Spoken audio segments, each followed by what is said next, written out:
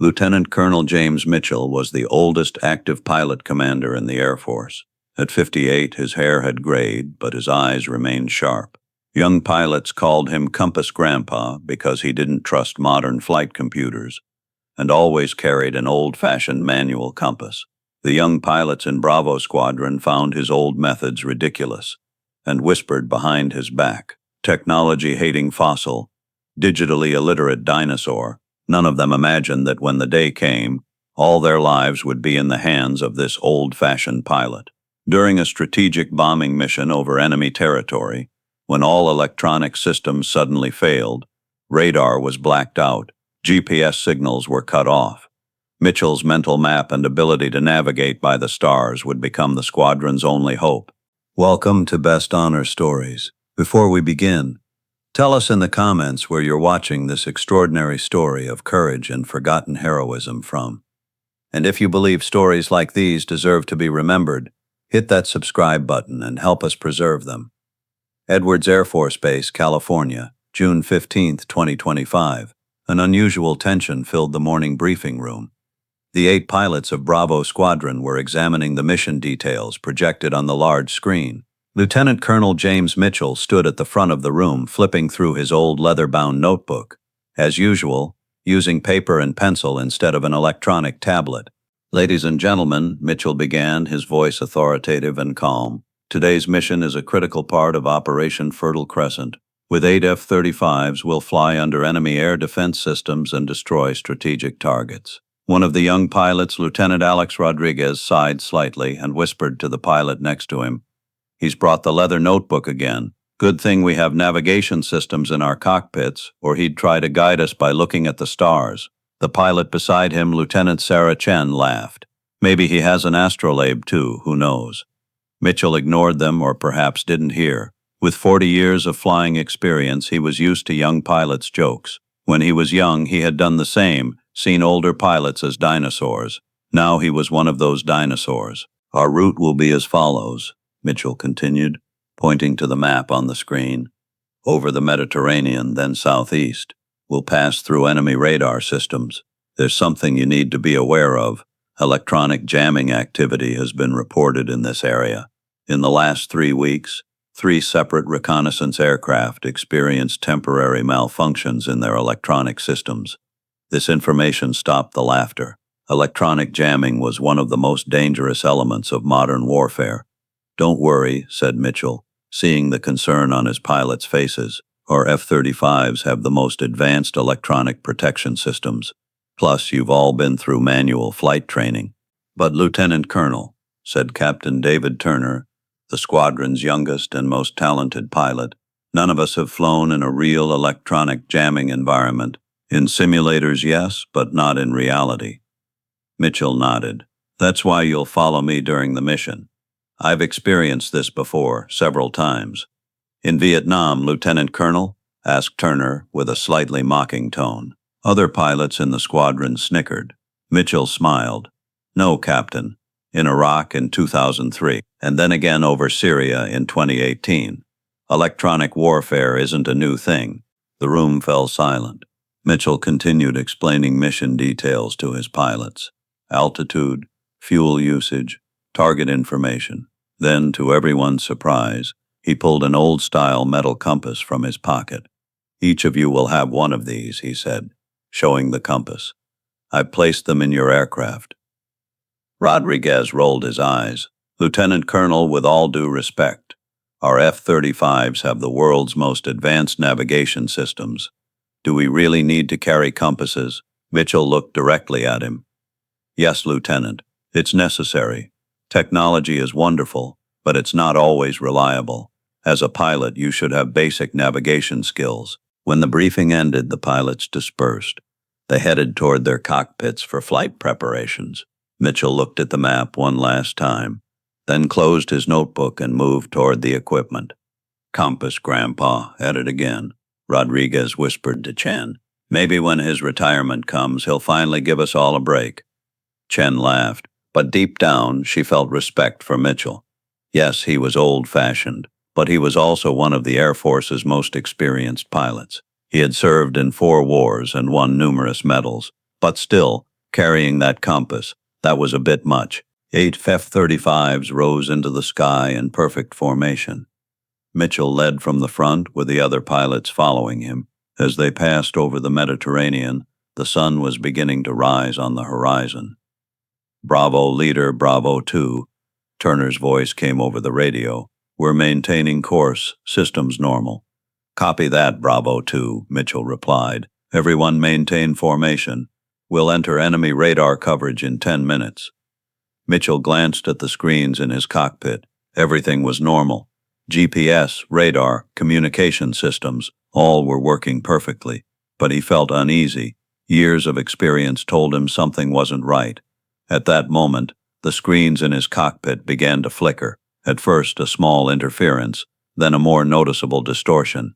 Mitchell immediately understood. Electronic jamming had begun. "Bravo Squadron, Bravo Leader," he said into his radio. "Electronic jamming detected. Check your systems." "Bravo Leader, Bravo 3, came Rodriguez's voice. "I'm experiencing disruption in my navigation system. GPS signal weakening." "Bravo Leader, Bravo 4, said Chen. "My systems are affected too. Radar image distorting." One by one, all pilots reported distortions in their systems. Mitchell quickly assessed the situation. The jamming was much stronger than expected. Even the F-35's electronic protection systems were struggling. "Bravo Squadron, change course 180 degrees, Mitchell ordered. "We need to exit the jamming area." At that moment, all screens in Mitchell's cockpit went dark. GPS, radar, even the basic flight computer, all were disabled. Only mechanical gauges were working. "Speed, altitude, artificial horizon." "Bravo Squadron, Bravo Leader," he said into his radio. "My electronic systems are completely disabled. Report your status." "Bravo 2, all systems disabled." "Bravo 3, same situation." "Bravo 4, nothing's working." One by one, all pilots reported the same situation. 8 F-35s, the world's most advanced fighter jets, were now flying blind. "Stay calm," said Mitchell, keeping his voice controlled. "Everyone switch to manual flight. Maintain formation and follow me."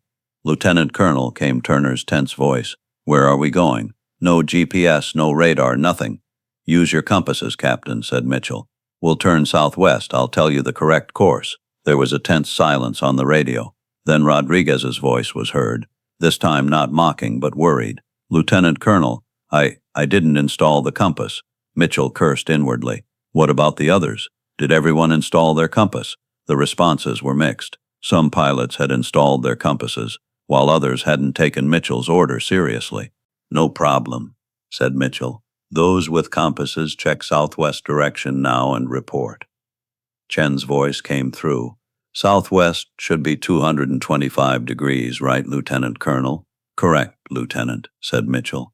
"Now everyone will turn to 225 degrees and maintain this course. Those without compasses will follow me and the other pilots." The 8 F-35s slowly turned. Mitchell was leading based on what was in his mind. 40 years of flying experience. Thousands of hours spent in the cockpit. Now it was all paying off. "Bravo, Leader. This isn't going to work," said Turner. "We don't know where we are. We don't know the route. We don't know anything." "We do know, Captain," said Mitchell. "I know we're in the eastern Mediterranean at about 30,000 feet altitude. If we go southwest, we'll reach friendly territory. When we exit the jamming area, our systems will work again." "But Lieutenant Colonel," said Rodriguez, "how far away are we? How long will our fuel last?" Mitchell quickly calculated. "We're about 400 miles away. With normal fuel consumption rates, our fuel will be sufficient. But everyone should minimize fuel usage." The pilots followed orders and switched to fuel conservation mode. Mitchell was now leading the squadron, relying solely on his senses and experience. Below him were only clouds and occasionally visible sea. "Bravo Leader, Bravo 6, said another pilot. "I think I see land on the horizon, but I'm not sure." Mitchell squinted, looking ahead. In the distance there was a faint piece of land. "You're right, Bravo 6. That should be Crete. We'll slightly alter our course. New heading 240 degrees. "How can you be so sure, Lieutenant Colonel?" asked Chen. "Is it Crete or another island?" "Look at its shape, Lieutenant," said Mitchell. Crete's length and coastline are very characteristic. Also, calculating from our exit point, we should be seeing Crete at this point. The aircraft slightly adjusted their course. Mitchell used the mental map in his head to plot a course that would take them over Crete. As they passed over the island, the blue waters of the Mediterranean stretched below them. "We're crossing the Mediterranean," said Mitchell. "Soon we'll enter Greek airspace. Everyone maintain formation." For 2 hours, the 8 F-35s flew without electronic systems. Mitchell made course adjustments every half hour, giving instructions to his pilots. The sun helped with positioning. Mitchell could estimate time and direction by looking at the sun's position. However, the fuel situation was becoming concerning. The electronic fuel gauges weren't working, but mechanical gauges showed fuel was running low. "Bravo leader, Bravo 2, said Turner. "Fuel status approaching critical level. When will we exit the jamming area?" "Soon, Captain," said Mitchell. "According to my calculations, we should exit the jamming effect in 15-20 minutes. "What if we don't?" asked Rodriguez, his voice tense. "What if our GPS doesn't come back?" Mitchell thought before answering. "Then we'll proceed with manual landing. There's a NATO base on Crete. We can land there." There was a tense silence among the pilots. Manual landing was seen as a last resort for modern fighter jets. F-35s could land without automatic landing systems, but it was very difficult. 10 minutes later, an indicator in Mitchell's cockpit began to flash. Then, one by one, screens started to come alive. GPS signal was weak but present. "Bravo Squadron, Bravo Leader," said Mitchell excitedly. "My electronic systems are beginning to return. Report your status." One by one, all pilots reported that their systems were beginning to work again. They were exiting the jamming area. "Check position information," said Mitchell. "What are your GPS coordinates?" Turner responded, 36.5 north, 23.0 east. "We're south of Greece, Lieutenant Colonel." Mitchell smiled. His calculations were correct. With manual navigation, he had plotted an almost perfect course for the squadron. "Check the map," said Mitchell. "Where's the NATO base?" Chen answered, "About 100 miles to our west, Lieutenant Colonel. Souda Bay Naval Base." "Perfect," said Mitchell. "Turn course there. Considering our fuel situation, we'll request emergency landing." The 8 F-35s turned to their new course and headed toward Souda Bay. When GPS and communication systems were fully functional again, Mitchell called the base and requested emergency landing permission. "Souda Tower, Bravo Leader," he said into his radio. "Requesting emergency landing with 8 F-35s. We've been exposed to electronic jamming and our fuel situation is critical." "Bravo Leader, Souda Tower, permission granted. Runway 26 is being prepared. Emergency services on standby." The aircraft began to descend. Mitchell gave his pilots landing order and reminded them of procedures. An hour later, all 8 F-35s had safely landed at Souda Bay. The base commander was waiting on the runway to greet the pilots. When Mitchell got out of his aircraft, the other pilots were waiting for him too. "Lieutenant Colonel Mitchell," said Commander Papadopoulos, extending his hand. "NATO Command has informed us about your situation. They want a detailed report about the electronic jamming." "Of course, Commander," said Mitchell. "I'll prepare my report. But first, my pilots need rest and refueling." As the pilots were taken to the rest area by base personnel, Mitchell and Papadopoulos walked toward the office. "I heard all your electronic systems failed," said Papadopoulos. "How did you find your way?" Mitchell smiled and pulled out a compass from his pocket. "Old school, Commander." Papadopoulos looked in amazement. "With a compass? You guided 8 F-35s with just a compass?" "And a bit of experience," said Mitchell. "For 40 years I learned to fly even without electronic systems." That evening the pilots had gathered in the dining hall. The usually loud and cheerful group was now quiet and thoughtful. Turner approached Mitchell. "Lieutenant Colonel," he said, with a tone of respect that wasn't there before, "I want to apologize. I made fun of your old-fashioned methods, but today they were exactly what saved our lives." Mitchell nodded. "No problem, Captain. We all make mistakes. What's important is learning from them." Rodriguez and Chen also approached. "I'm sorry I didn't install the compass, Lieutenant Colonel," said Rodriguez. "I'll never question your orders again." Mitchell smiled. "Questioning orders is sometimes good, Lieutenant, But never forget the importance of basic skills. Technology is wonderful, but it's not always reliable. Chen nodded. That's the most important lesson I learned today, Lieutenant Colonel. I realized I need to develop my basic navigation skills. Mitchell looked at the young pilots. Perhaps today's incident had taught them a valuable lesson. Relying too much on technology could be a fatal mistake. A pilot should always be able to rely on their basic skills. Tomorrow, I'll give you all a lesson in basic astronomy and manual navigation, said Mitchell. The stars in the sky have guided sailors and pilots for millions of years. Perhaps it's time to get to know them. A month later, Bravo Squadron returned to Edwards Base. The mission couldn't be completed, but all pilots had returned safely, and this was a great success in a situation like electronic jamming. Squadron Commander Colonel Wilson called Mitchell to his office. I read the report, Lieutenant Colonel, said Wilson. You did an impressive job. Manually guiding 8 F-35s to safe territory is an extraordinary achievement. Thank you, Colonel, said Mitchell, but the real credit should go to my pilots. They stayed calm in a difficult situation and followed my instructions. Wilson nodded. Maybe you were right, Jim. Maybe we need to give our pilots more basic skills training. We rely too much on electronic systems. Mitchell smiled. It's a matter of balance, sir. Modern technology is great, but there should always be a backup plan. Wilson opened a file on his desk. Speaking of that, Air Force Command wants to start a new training program called Basic Aviation Skills, and they want you to head the program. Mitchell was surprised. Me? But my retirement is approaching. Maybe you can postpone it, said Wilson. You have a lot to teach these young pilots, Jim. And after the incident in Bravo Squadron, all pilots want to learn from you. Mitchell thought. He had made retirement plans, fishing, spending time with his grandchildren, but maybe he could wait a little longer. Maybe it was time to pass his experience to the next generation. I accept, Colonel, he finally said. But on one condition, every pilot gets a compass. Wilson laughed. Understood, Lieutenant Colonel. A compass for every pilot. 6 months later, a new training program began at Edwards Base.